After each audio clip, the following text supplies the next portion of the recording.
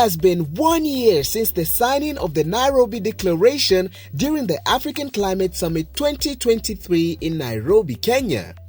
As we celebrate its anniversary, we take a look at the key roles children have played in ensuring their voices are heard in the declaration. Hello, my name is Karim Rukoma. I am a trained child journalist at Total News, a member of the National Council Administration of Justice in Kenya, and a youth ambassador at Five Rights. My name is Ivan Sutieno. I'm the current governor of KCA, Kibra Sub-County, Kenya Children Assembly, and I was co-hosting the African Children Summit. My name is Jennifer Kaberi. I am CEO and founder of Total News. So we are a children's digital company.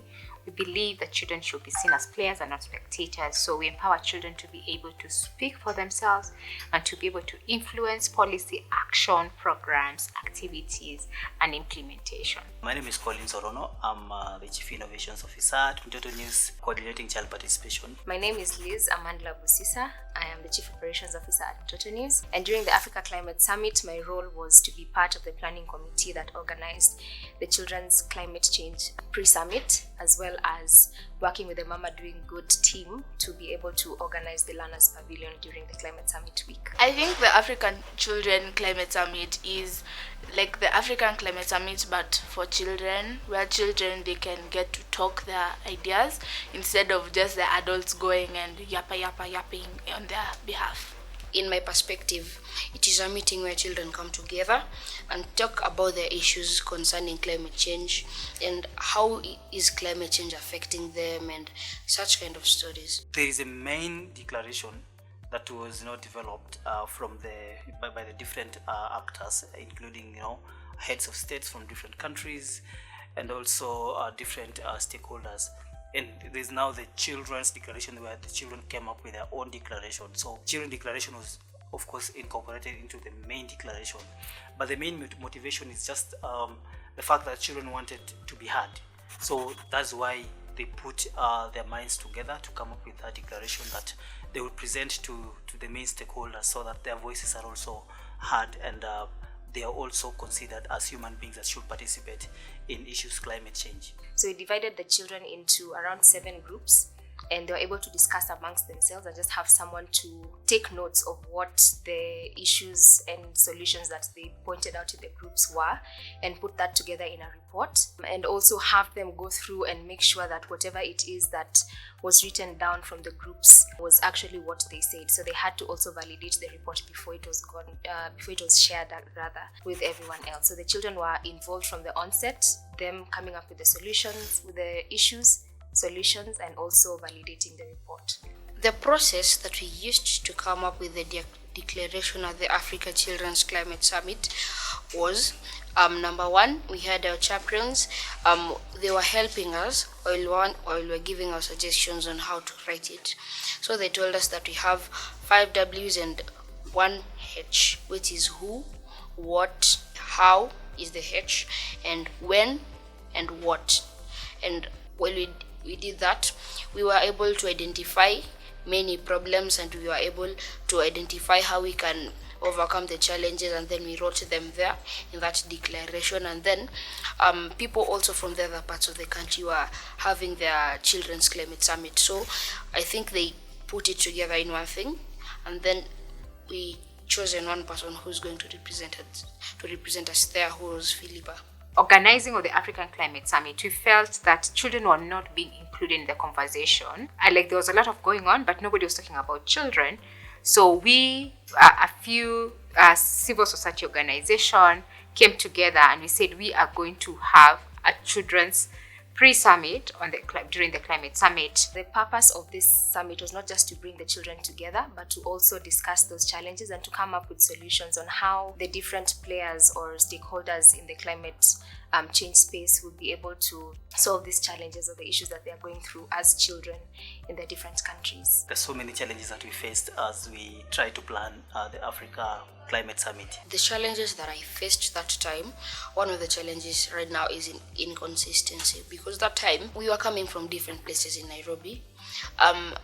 Where I come from, I face a different problem from where someone else comes from. So you get that we want to write one one problem, but it's just like the other kids are saying that's not our problem, and the other kids are saying that's not our problem. So there was inconsistency, but after all we came to realize that we should write them both, and yeah, we did it well. The biggest challenge was accepting children. So when we proposed that we want to bring children into the African Climate Summit, everybody's like, nah. And it did take some time and a lot of meetings, a lot of convincing, but it did happen. I want to shout out to someone called Sunday, who really helped us to get passes for children to get into KICC. Yes, it was a lot of sleepless nights just getting permits for children and passes for children to get into the African Climate Summit. And because even the design, if you see, even the registration, they did not consider children, did not have any pass. What are the requirements for children, persons below the age of 18 who don't have IDs and everything. So we came almost last minute. Initially, it was very difficult for children to be incorporated. And we kept pushing and just ensuring that the voice of children are incorporated and ensuring that children participate in the Africa Climate Summit.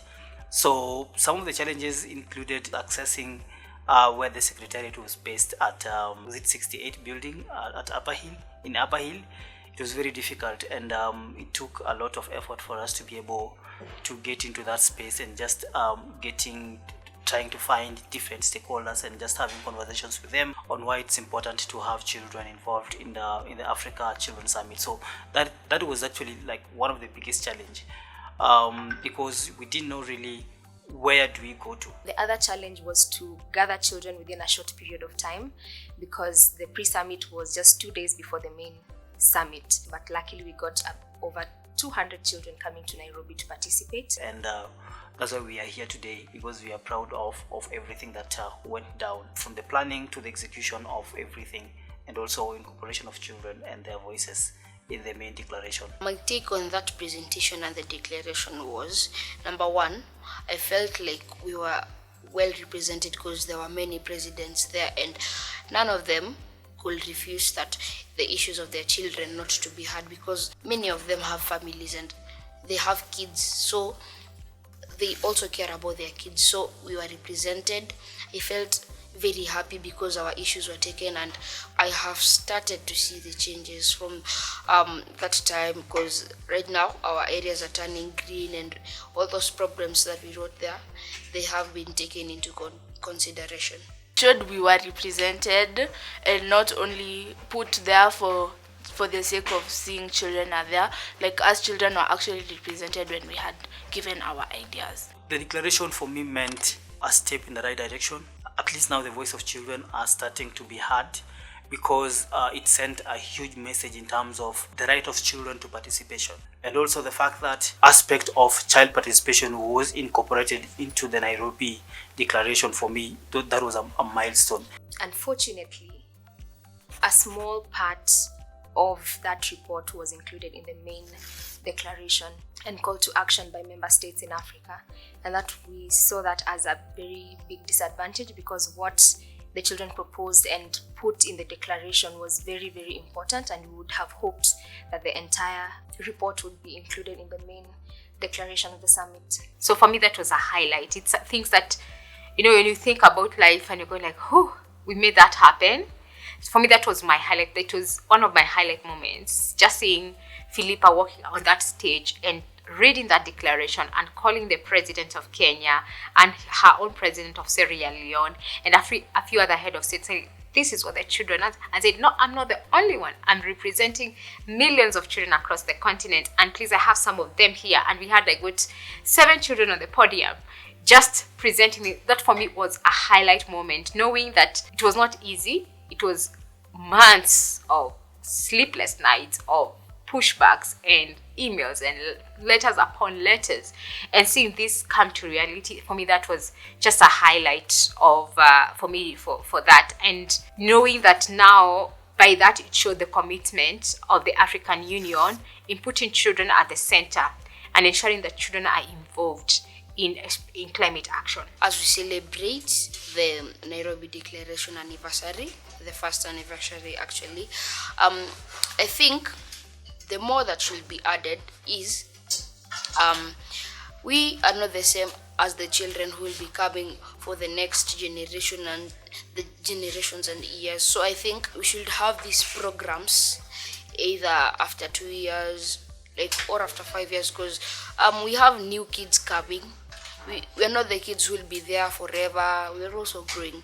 After the summit, we partnered with GIZ to be able to train our children and to train teachers across the country in 3 regions, just on climate change and climate accountability campaigning and all that advocacy. And up to date, we've been able to develop a lot of materials that will help children understand issues climate very well. So for me, that is a huge a huge score for us, and we are also able to develop a children's climate dictionary because of the complexities around climate change and also the perception that is there that climate change conversation is actually complex, and it will actually be more complex for children.